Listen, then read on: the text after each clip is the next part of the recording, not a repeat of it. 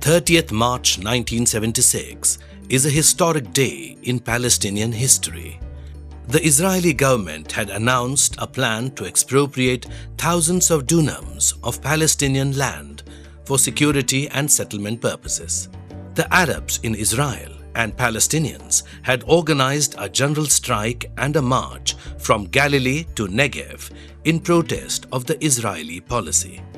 It was for the first time since 1948 that Arabs in Israel were asserting themselves as a national collective.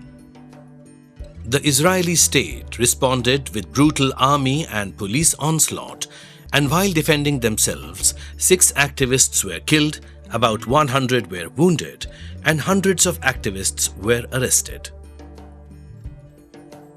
Since the occurrence of this terrible event, 30th March is commemorated as Palestine Land Day every year. While blatant injustice is being meted out to Palestinians for over the last 6 decades, several organizations and individuals all over the world decided to mark it as an international event every year to demonstrate solidarity with the Palestinians. The Global March to Jerusalem is one such initiative. The objective of the march was to demand freedom for Jerusalem and its people, and to put an end to the apartheid, ethnic cleansing, and Judaization policies affecting the people. Over the years, from 1946 to 2000, the Israeli state has forcibly grabbed vast amounts of Palestinian land. The organizers of the Global March strongly felt that this continuing injustice against the Palestinians ought to be stopped, and pressure needs to be built to resolve this issue in a peaceful manner. My name is Firoz Miti Borwala. I am from Mumbai, India, and in terms of the Global March to Jerusalem, I am part of the International Central and Executive Committee and one of the founders of the Global March, the GMJ. This idea evolved actually during the course of the first Asian convoy to Gaza in 2010-2011, between December and January. It was during the course of the convoy to Gaza that we raised the issue of Jerusalem, and we raised the core issues of Palestine. In terms of our core issues were when we are committed to an independent Palestine with Jerusalem as its capital, we are committed to the right of return, and we are committed to ending the siege of Gaza. So it was during the course of that period that the idea of Jerusalem actually began to evolve even during the first Asian convoy. The agenda after the first Asian convoy was actually the second Asian convoy to Gaza. But in January 2011, the Arab Spring broke out. And we soon realized that the Arab Spring will lead to major changes in the region in terms of the governments themselves that will lead to the ending of the siege of Gaza, which basically is a humanitarian problem. And we wanted to go towards the core issue of Palestine, which is Jerusalem. While several initiatives have been taken in other parts of the world in the last few years to support the Palestinian cause at the global level, it is for the first time that the Asian community has taken a major initiative in the form of Asian Convoy's Global March 2012 to seek peaceful solution to the Palestinian problem. It aimed at uniting Palestinians, Arabs, Muslims, Christians, Jews, and all the citizens of conscience in the world to put an end to Israel's disregard for international law. As if having immunity, the Israeli government is continuing its occupation of Jerusalem and the Palestinian land. According to the plan of the International Committee for the March, the Asian Convoy started its march on 9th March from Delhi, India. While the caravan marched through several cities and towns of Pakistan, Iran, Turkey, and Lebanon, participants from 12 other Asian countries joined in and finally reached on 30th March 2012 near the Israeli border, where delegates from all over the world had gathered. The people of 12 Asian countries which participated in this global march included India, Pakistan, Indonesia, Malaysia, Bahrain, Philippines, Afghanistan, Iran, Iraq, Tajikistan, Azerbaijan and Turkey. Out of a total 130 participants in the Asian convoy, which included 9 women participants, as many as 37 members were Indians. They came from various states in India, from Kashmir to Kerala, Maharashtra to Uttarakhand, West Bengal to Andhra Pradesh and Delhi. Although due to visa and other problems in the first leg, only 12 Indians could set out on 9th March 2012 from Delhi as scheduled, the rest joined a little later. I was among the remaining 25 Indians who could join the march at Tehran on 16th March. This multimedia creation is an attempt to share the experience of this march. Global March to Jerusalem, an Asian experience.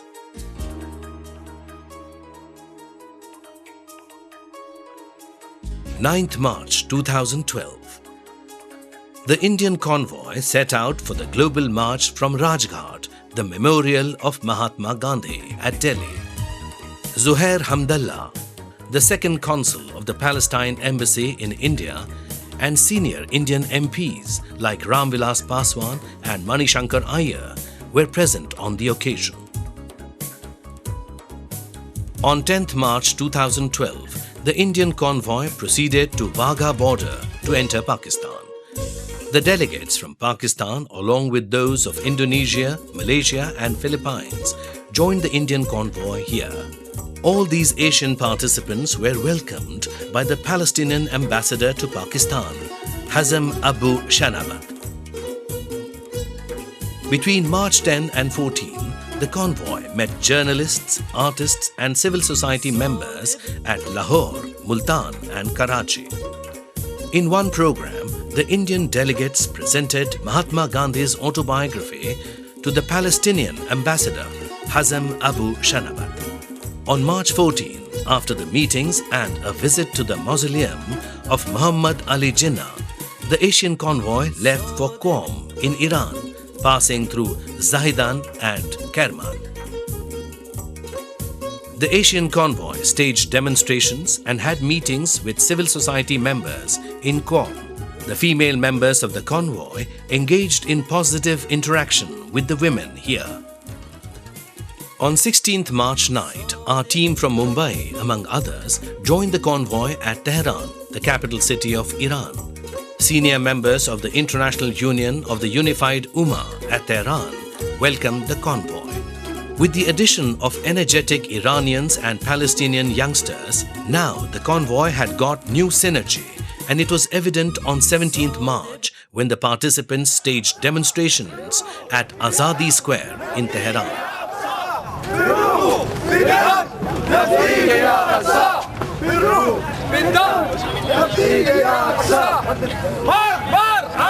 From the river to the sea, Palestine will be free. Free, free Palestine. Free, free Palestine. Free, free Palestine. Free, free Palestine. Labbaik, labbaik, al-labbaik. Labbaik, labbaik, al-Quds, labbaik.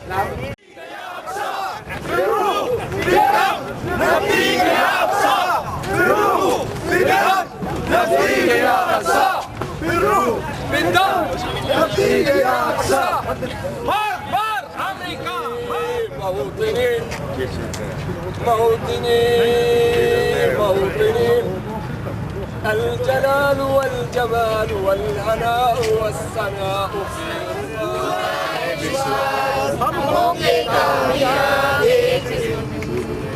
होगा फिलिस्तीन आजाद होगा फिलिस्तीन आजाद होगा फिलिस्तीन आजाद एक दिन पूरा है विश्वास हम होंगे कामयाब एक दिन. On the same day, the convoy visited the old embassy of the United States, where aversion for the Zionists and the imperialists in the minds of the citizens was quite evident.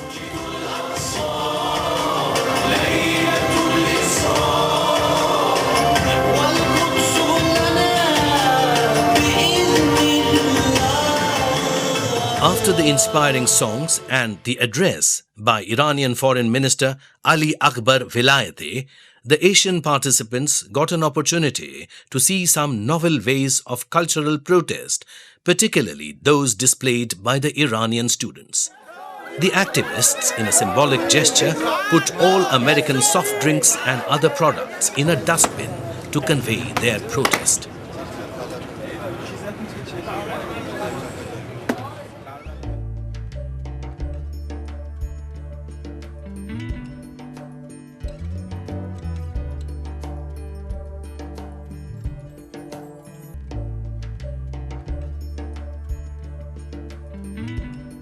On 18th March, Mr. Ahmadinejad, the President of Iran, addressed the convoy at the President's house.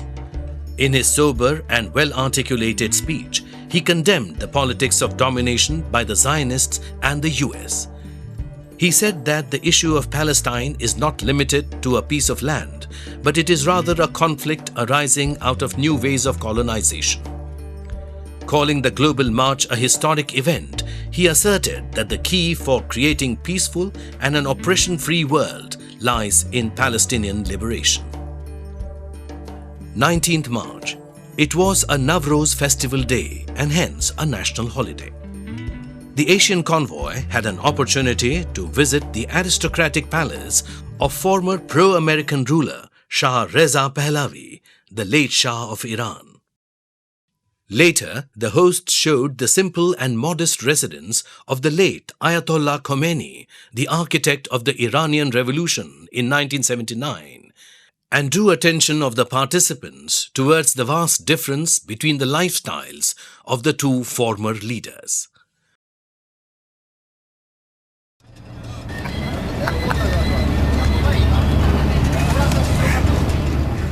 Asia आ रहा है नया जोश नई उम्मीदें नया जोश. After getting the much-awaited visas from the Turkish embassy, the convoy left Tehran to reach Zanjan in the night.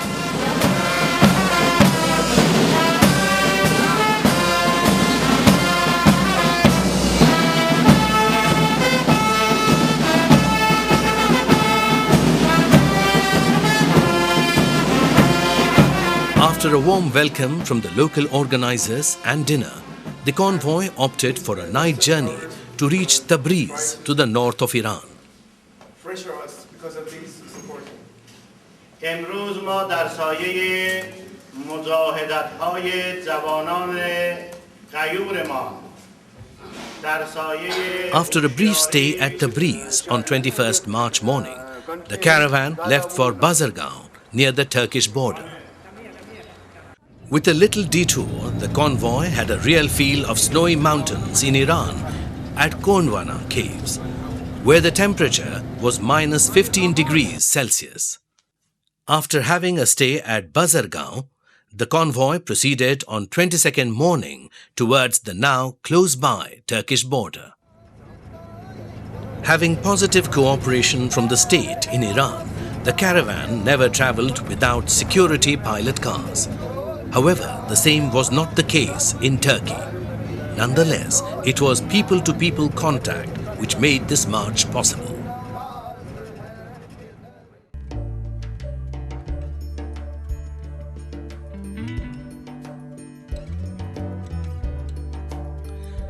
As soon as the convoy started its journey in Turkey, one could feel the difference in more ways than one. In this country of nationalist late Kemal Pasha, alias Ataturk, while some still appreciate Kemal Pasha's ultra-reformist steps, many strongly condemn him for imposing reforms. The country is known for the powerful Ottoman Empire in the past, and the strategic geopolitical location of Turkey divides the West from the East.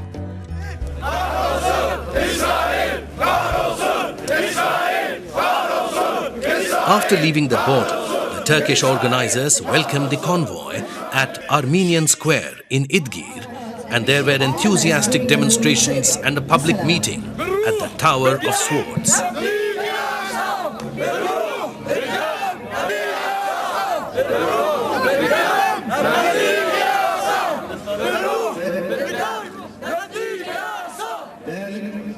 The day is not far when Palestine will be free. And it is the people of the world that will do it. All we need is for millions of people to march towards Palestine. And God willing, one day we will all pray together in the Church of the Holy Sepulchre, in Hebron, with Prophet Abraham, in Bethlehem, where Jesus was born, and in Qubbat al-Sakra, where the Miraj of the Prophet Muhammad took place. During the course of the march, I tried to know the views of several youngsters about the march and about this movement.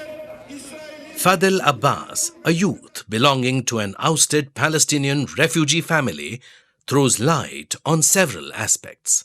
This is what Fadel Abbas has to say about the Global March movement. Indonesia, Philippines, Japan, India, Pakistan, Iran, Turkish, and different countries also that I forget to say, Iraq, Bahrain. A lot of countries from around Asia, they are attending this global march. So what I have a feeling that all of the people who's around the world supporting us, I am feeling so happy, I'm feeling confidence, and also the people of mine, the people of Palestine, they are so happy by seeing that the people around the world supporting them, even from Asia. फ़लस्तीनी मज़लूमों पर बेतहाशा मज़ालिम, इंसानियत सोज़ मज़ालिम और बदकिस्मती से मुस्लिम दुनिया और Arab world और इसी तरह पूरी दुनिया में हम देख रहे हैं कि मीडिया एक मखसूस सोच के तहत इन तमाम चीज़ों को, जो बुनियादी 2 या 3 मसाइल हैं, इनको यरूशलेम के अंदर जो मज़ालिम हैं या जो लोगों के इंसानी हकूक़ वहाँ पे पामाल किए जा रहे हैं, खा मुसलमानों के हों, यहूदियों के हों, यानी इंसानियत को पामाल किया जा रहा है, उसको मीडिया पे हाईलाइट नहीं किया जा रहा था या उस इशू के ऊपर बात नहीं की जा रही थी। तो इसका बुनियादी मकसद हम समझ रहे थे कि इस ग्लोबल मार्च टू यरूशलेम के उन्वान से पूरी दुनिया की तवज्जो यरूशलेम की तरफ की जाए। यरूशलेम जो कि एक ऐसा फ़लस्तीन का एक ऐसा शहर है जो ना कि सिर्फ मुसलमानों के लिए बल्कि दीगर मज़ाहिब के लोगों के लिए भी एक मुक़द्दस मकाम है, और जहाँ पर इंसानियत का एक मसला है, सिर्फ किसी एक मसलक, किसी मज़हब का मसला नहीं, बल्कि इंसानियत के हुकूक़ पामाल किए जा रहे हैं। इंसानियत के ऊपर कुछ शैतानी ताकतें मुसल्लत होकर उनको, इंसानों को जो है वो कुश्त खून में मुब्तला किए हुए हैं। तो इसी वजह से हम चाहते थे कि यरूशलेम का जो इशू है वो आलमी सतह पर एक दफ़ा फिर से वो पैदा हो और पूरी दुनिया जो है उसकी तरफ अपनी तवज्जो मबज़ूल करे और उसके हल के लिए और उसकी आज़ादी के लिए उसको जो है वो उसके लिए कुछ काम करे। Palestine is the most popular political cause in human history from my understanding, and the larger participation within the movements is based on a universal humanitarian common agenda of anti-colonial, anti-imperialism. So in its roots it is basically secular, but there is another reality which is the religious dimension, which is the reality of many of the Muslims who participate in the cause, even Christians and Jews who participate in the cause. And in this alliance we have an understanding that we will not impose our understanding on the other. So the religious elements come in with the religious understanding, the secular elements come in with the secular understanding. But I have seen that the religious elements do not want to impose their understanding onto the larger secular common understanding that we have.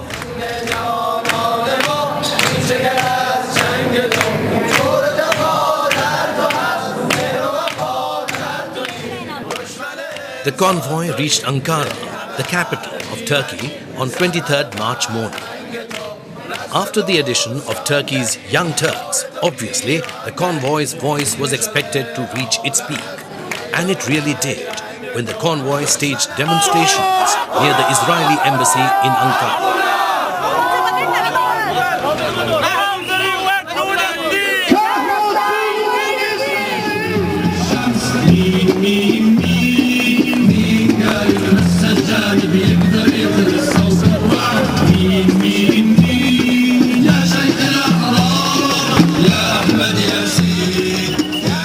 The demonstration at the Israeli embassy proved to be really effective.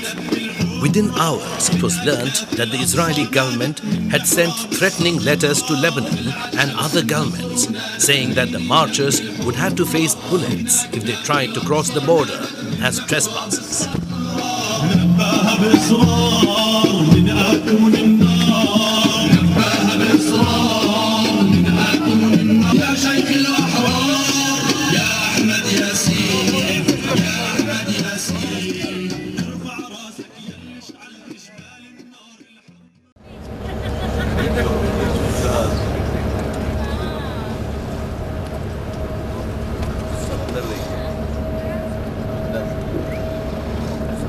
Next day, that is on 24th March evening, the convoy reached Istanbul after a strenuous bus journey.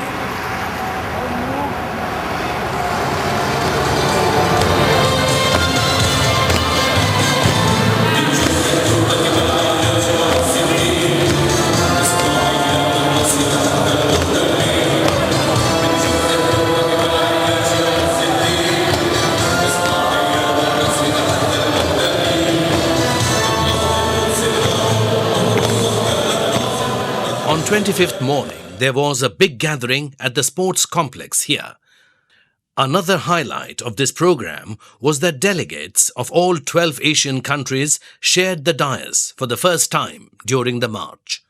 In Turkey, the schedules continued to be hectic. On 25th night itself, we proceeded for Konya, the city known for the great Turkish poet Jalaluddin Rumi. We reached Konya on 26th morning. The fresh air at Konya and a visit to the poet Rumi's tomb rejuvenated the participants, but it proved to be short-lived on the backdrop of some tough times ahead. The whole day of 27th March was wasted in a patience-trying wait for the boat. Further bad weather made the convoy wait till night. On 28th early morning, the steamer boat reached Beirut, the capital of Lebanon, but there was a big hiccup. In fact, one may say hold-up. For some technical reasons, the Lebanese security did not allow the participants to alight on the port, and all 130 participants were detained in the boat for want of visa on arrival.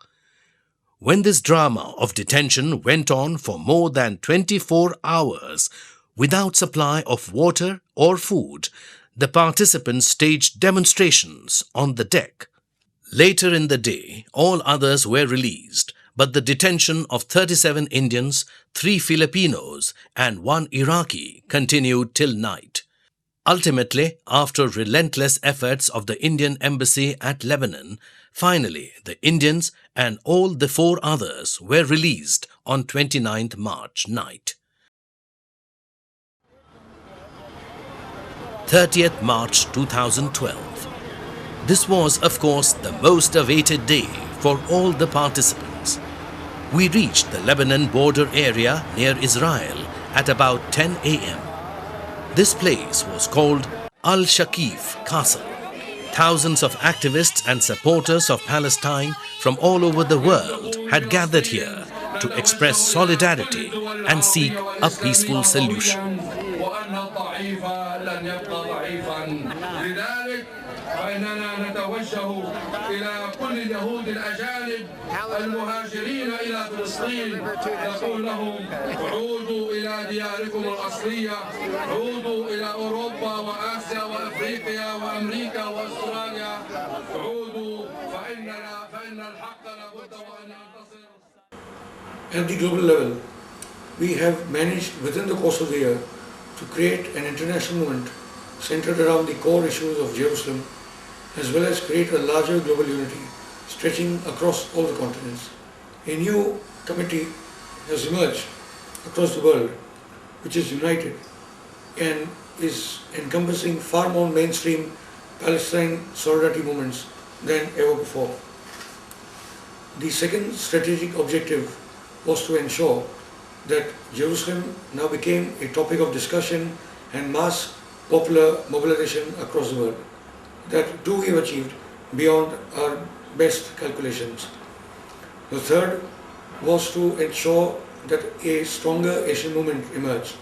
And after the first Asian convoy, we do have a second convoy across Asia that took us all the way to the borders of Palestine. And now we have a stronger, far more vibrant Metro-Asian core leadership that from within which the Global March has already evolved. So in Asia we have a more popular process, and we plan to include more and more countries in Asia, have more and more routes across Asia, which will be part of the next plan unfolding in Asia.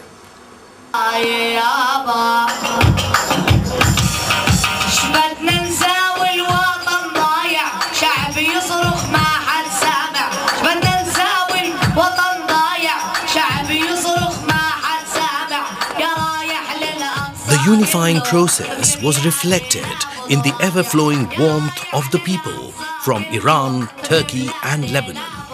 It moved all Indians. What prevailed was a sense of brotherhood. Moreover, there was continuous and healthy interaction among all the participants while traveling in the bus, boat or aeroplane, or while staying in the hotels. And that was certainly enriching for all. A real enlightening Asian experience. الوطن ضايع شعب يصرخ ما حد سامع